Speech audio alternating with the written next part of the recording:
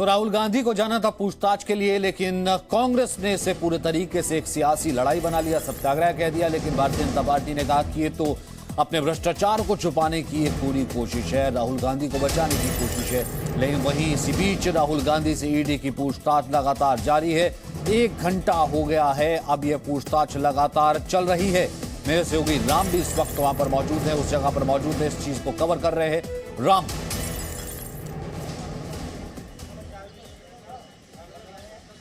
बिल्कुल सचिन, 1 घंटे से ज्यादा का वक्त बीत गया है, अंदर पूछताछ जारी है। राहुल गांधी जब पहुंचे थे पूरे लाव लश्कर के साथ पहुंचे थे। कांग्रेस पार्टी के जो कार्यकर्ता उनके साथ थे वो यहां पर मौजूद थे, पुलिस हिरासत में लेकर उनको गई है। लेकिन अंदर से जो इस वक्त इनपुट मिल रहा है, जो बड़ी खबर मिल रही है, वो दर्शकों तक पहुंचना बहुत जरूरी है। और इस वक्त खबर यह है कि ईडी उनसे पूछताछ कर रही है और 3 चरणों में ये पूछताछ हो रही है।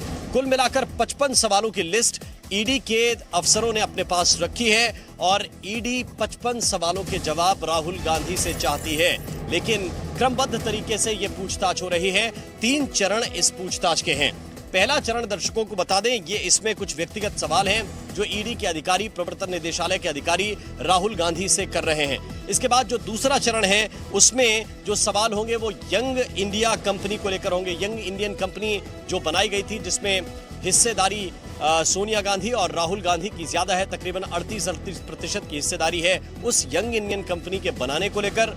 उसके कैसे एजेएल के शेयर उस यंग इंडियन कंपनी तक पहुंचे, कैसे हिस्सेदारी और कैसे शेयर का आदान प्रदान हुआ, ये सवाल भी ईडी रखेगी। और तीसरा चरण जो होगा वो एजेएल को लेकर सवाल होंगे। और यही वो सबसे महत्वपूर्ण चरण है जिनके सवालों के जवाब अगर राहुल गांधी ठीक तरह से नहीं दे पाए तो फिर ईडी के अधिकारी इसमें आगे कार्रवाई कर सकते हैं। कुल मिलाकर ये 3 चरण हैं जो बहुत महत्वपूर्ण है। एक बार फिर से दर्शकों को बता दें, 55 सवाल हैं। 55 सवालों को 3 सेक्शन में बांटा गया है। कुछ निजी सवाल राहुल गांधी से पूछे जाएंगे। इसके बाद जो सवाल होंगे वो वाईएल को होंगे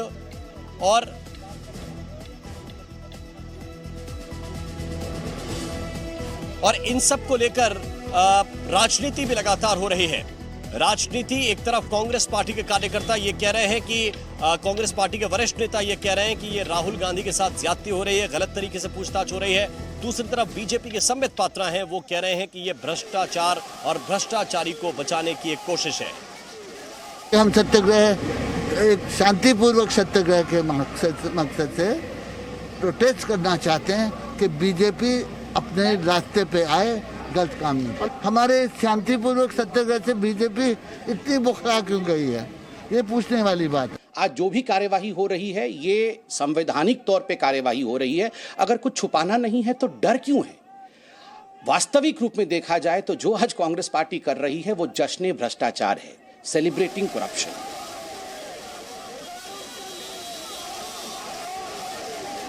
तो आप ये सुन रहे थे आरोप प्रत्यारोप, वार पलटवार। एक तरह से संबित पात्रा हो, अंबिका सोनी हो, दूसरे वरिष्ठ नेता जो कांग्रेस पार्टी के पहुंचे वो भी ये सवाल पूछ रहे थे कि सरकार तानाशाही कर रही है और तानाशाही कर रही है इसलिए एजेंसियों को आगे रखा जाता है। और लगातार इस मामले को लेकर प्रतिक्रियाएं आ रही हैं। कुछ और प्रतिक्रियाएं भी आप तक पहुंचाते हैं।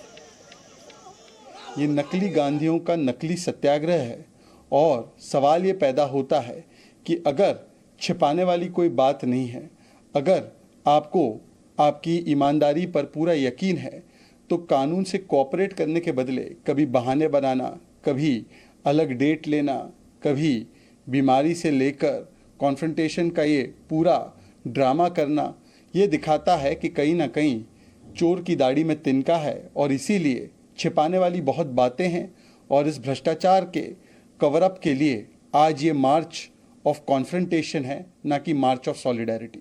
ये सरकार इतनी घबराती क्यों है, डरती क्यों है?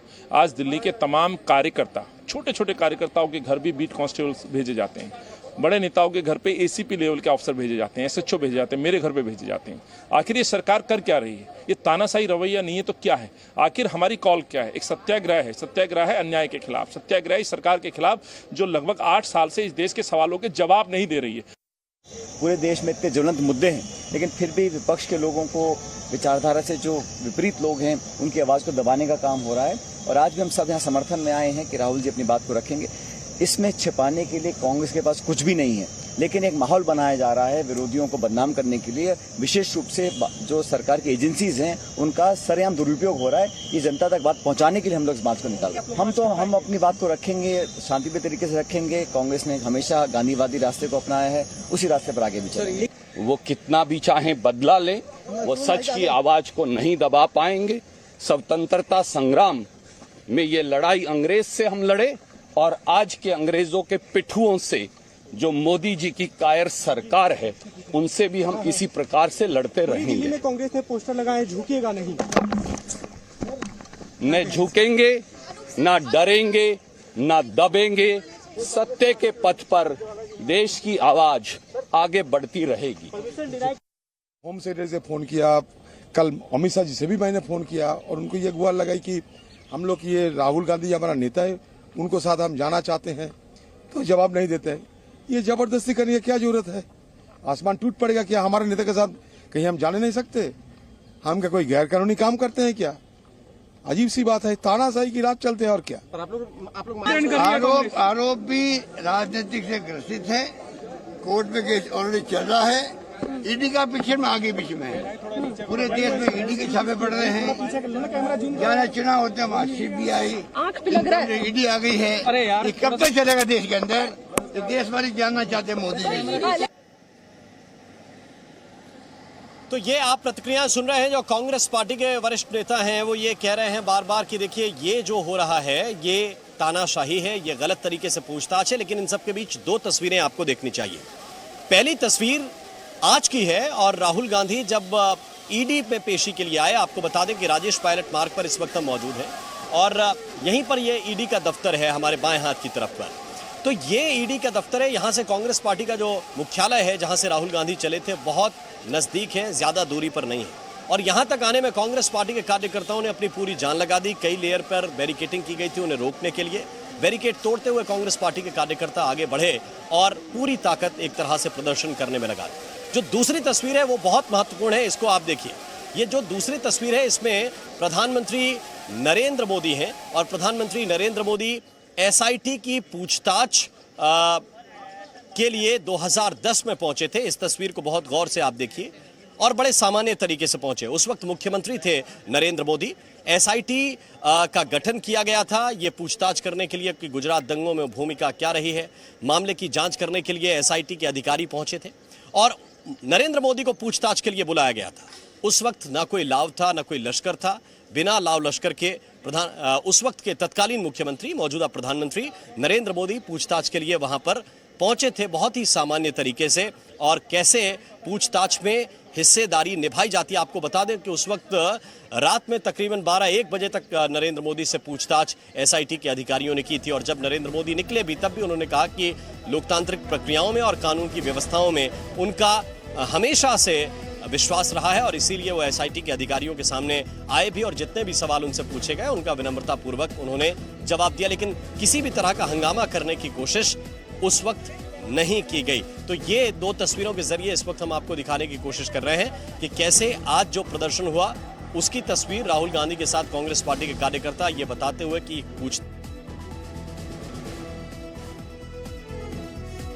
नरेंद्र मोदी की तस्वीर जिसमें वो पूछताछ के लिए जाते हैं, जबकि उस वक्त मुख्यमंत्री थे गुजरात में, बहुत लोकप्रिय थे और गुजरात के मुख्यमंत्री के तौर पर जब उनको बुलाया गया पूछताछ के लिए SIT के द्वारा तो SIT ने सवाल भी रखे और नरेंद्र मोदी ने उसमें कोऑपरेट भी किया।